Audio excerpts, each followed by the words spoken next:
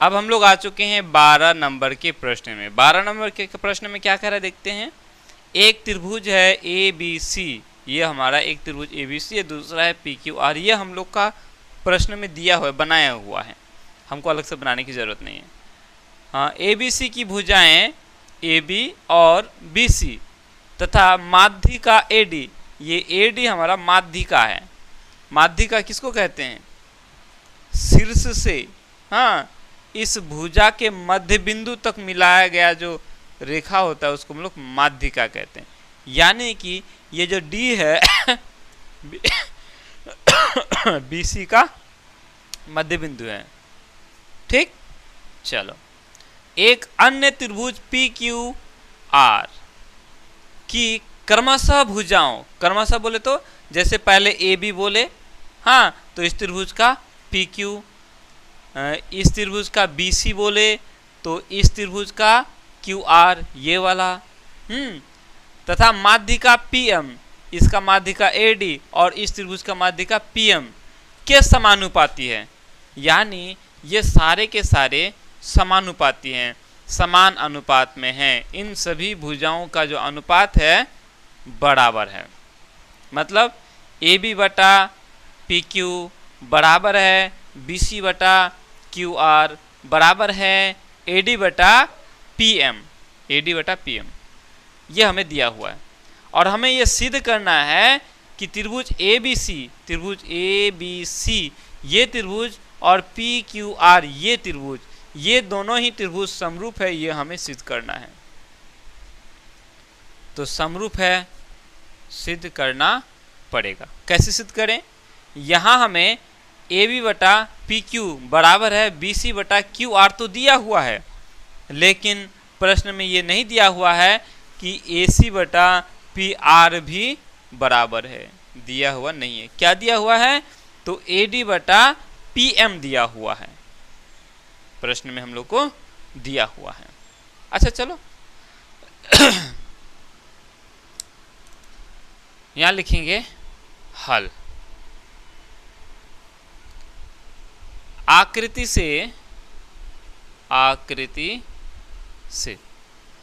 आकृति से हम लोग, आकृति में हम लोग क्या देखते हैं कि ये जो डी है, डी बी सी का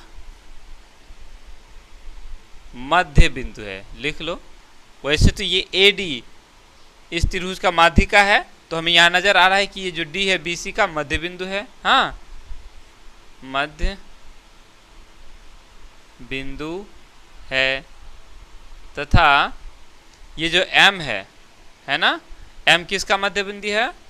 क्यू आर का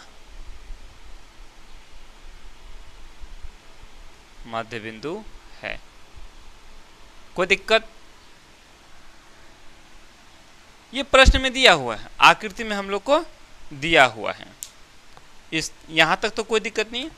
चलो इससे आगे हम लोग को ये भी दिया हुआ है कि इन ये दोनों हम लोग का क्या क्या दिया हुआ है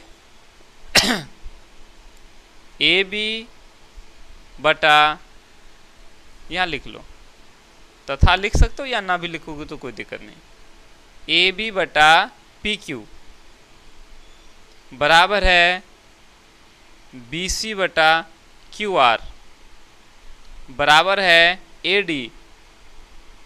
डी बटा पी एम। अगर हमें दिया हुआ रहता कि ए सी बटा पी आर भी बराबर है तो यूं ही वो दोनों समरूप हो जाता है कि नहीं। चलो भाई, तो अब क्या करें? हमारे पास एक ऑप्शन है। हम जानते हैं कि ये जो डी है, हम अगर इन दोनों त्रिभुजों को समरूप बनाने में अगर सक्षम हो गए, त्रिभुज ए बी डी ये वाला त्रिभुज, पी क्यू एम ये वाला त्रिभुज, इन दोनों ही त्रिभुजों को यदि हम लोग समरूप करने में सिद्ध हो गए तो हम बोल देंगे कि ये दोनों त्रिभुज समरूप है। कैसे? देखो, अगर ये दोनों त्रिभुज समरूप हो जाता है तो इसका ये कोण और इसका ये कोण बराबर हो जाएगा, ये कोण और ये कोण बराबर होगा, ये कोण और ये कोण आपस में इसका बराबर हो जाएगा। क्लियर? और दूसरी बात हम ये देखेंगे कि इतना बटा इतना, ये भुजा बटा ये भुजा बराबर होगा ये भुजा बटा ये भुजा बराबर होगा ये भुजा बटा ये भुजा बराबर होगा। अब चूंकि पहले से हम लोग जानते हैं कि ये भुजा बटा ये भुजा और ये भुजा बटा ये भुजा आपस में बराबर है, पुनः हम इन दोनों ही त्रिभुजों को समरूप सिद्ध करने के बाद ये देखेंगे कि कोण बी और कोण क्यू भी आपस में बराबर है। तो इसी के आधार पर हम इन दोनों को समरूप सिद्ध कर देंगे। नहीं, इस भुजा और इस भुजा का अनुपात, इस भुजा और इस भुजा का अनुपात बराबर है, प्रश्न में दिया हुआ है। हमने पाया कि कोण बी और कोण क्यू भी बराबर है। दो भुजाओं का अनुपात और एक कोण बराबर, तो उसको हम लोग SAS कसौटी बोलते हैं। उसके आधार पर हम लोग इसको समरूपता सिद्ध कर देंगे।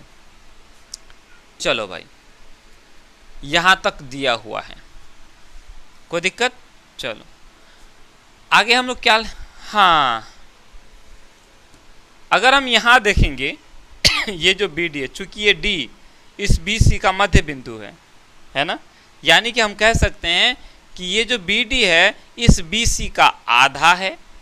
नहीं बोल सकते हैं क्या? बोल सकते हैं ना।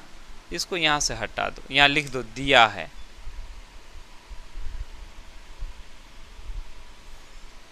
प्रश्न में दिया हुआ है, नहीं ये दिया है तथा नीचे लिखेंगे।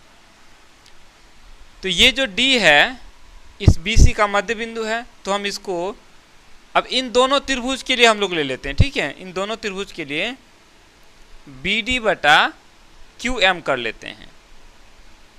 BD के जगह हम लोग लिख सकते हैं इस BC का आधा, नहीं BC का आधा, ये जो BD है इस BC का आधा है, या ये कहें कि हाँ ऐसे ही लिख दो ना, 1/2 BC लिख सकते हैं। इस BC का ये आधा हो गया, आधा। ठीक उसी तरह से ये जो Q है M है, ये जो QM है इस QR का आधा है, तो 1/2 QR। कोई दिक्कत? मेरे ख्याल से तो कोई दिक्कत नहीं होना चाहिए। हमने BD के जगह आधा BC लिख दिया, क्योंकि ये जो BD है इस BC का आधा है।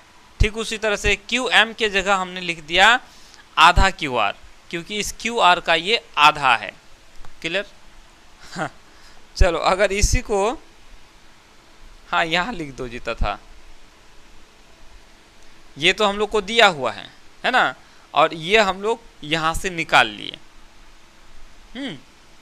इसी को अगर आगे बढ़ाएंगे तो BD बटा QM बराबर हो जाएगा आधा ऊपर आधा नीचे, ये दोनों कैंसिल हो जाएगा, बच गया क्या?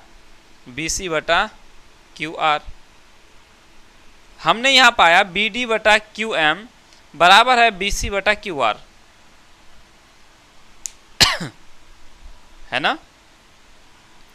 इससे क्या हुआ? ये दोनों त्रिभुज, एक काम करो, इसको आप समीकरण 1 ले लो, इसको यहां से आप समीकरण 2 ले लो। इन दोनों को अगर हम देखते हैं, इन दोनों को देखने से हमें ये पता चलता है कि AB बटा PQ बराबर है BD बटा QM। नहीं, क्योंकि ये BC बटा QR के जगह हम लिख सकते हैं BD बटा QM लिख सकते हैं, क्योंकि BC बटा QR और BD बटा QM आपस में बराबर है ना। तो हम इस BC बटा QR के जगह BD बटा QM हम यहाँ लिख सकते हैं। यहाँ लिखोगे समीकरण 1 और 2 से हम पाते हैं कि AB बटा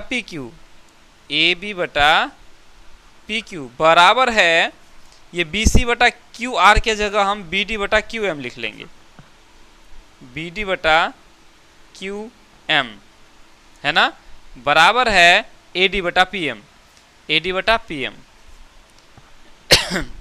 AD बटा PM है ना, बराबर हो गया। अब देखो ये दोनों ही त्रिभुजों में, इन दोनों त्रिभुजों में हमने ये देखा कि AB बटा PQ बराबर है BD बटा QM बराबर है AD बटा PM। तो ये दोनों त्रिभुज समरूप हो गया एस एस एस समरूपता से, है कि नहीं। इन दोनों ही त्रिभुजों के संगत भुजाओं का अनुपात यहाँ हम लोग को बराबर मिल गया, है ना। तो यहाँ लिखेंगे अतः त्रिभुज कौन कौन, ABD समरूप त्रिभुज PQM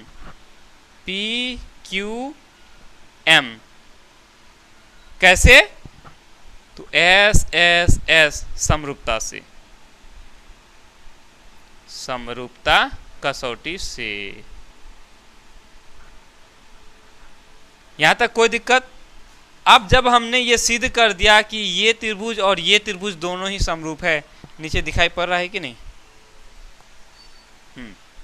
पड़ रहा है।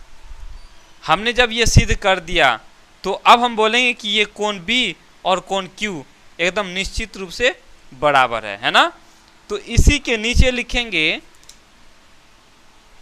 लिखेंगे इसीलिए कोण ABD बराबर है कोण PQR। ABD ये वाला कोण PQM कर दो, R मत करो, R करेंगे तो वो बड़ा वाला त्रिभुज M। ये दोनों त्रिभुज बराबर है। जब ये दोनों त्रिभुज समरूप है तो ये दोनों कोण आपस में बराबर हो गया।